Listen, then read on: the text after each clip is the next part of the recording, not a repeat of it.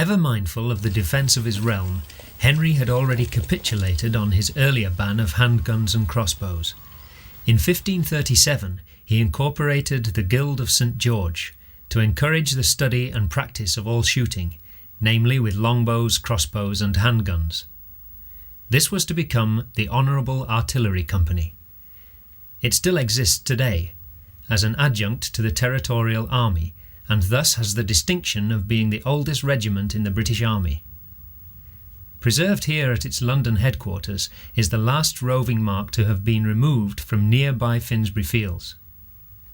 Roving is cross-country shooting from one mark to another. The distances are random, according to the whim of the shooters, whereas at Finsbury Fields the distances were fixed between each stone mark. There is a map belonging to the Honourable Artillery Company, which shows the layout of this ancient shooting ground in great detail. The distances between each mark are noted in scores and yards, so that the distance between, say, Scarlet and the White Hall mark is 12 score and 2, which is 240 yards. The distance between the Lambeth mark and the Turk's Wale mark is 3 score and 13, a mere 73 yards. The permanent stone markers were surmounted by wooden posts or crosses to make them visible from a distance.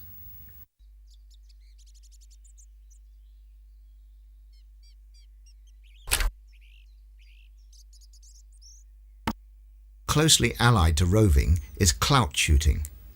The clout was a canvas target stretched over a hoop and shot at from long distances.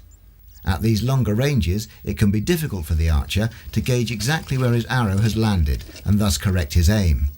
For this reason, a marker is set to stand near the mark and signal where each shaft falls.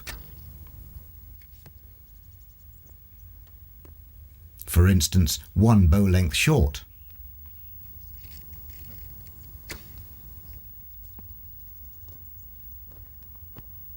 Or 2 bow lengths over, and so on. For a perfect hit, a dead man.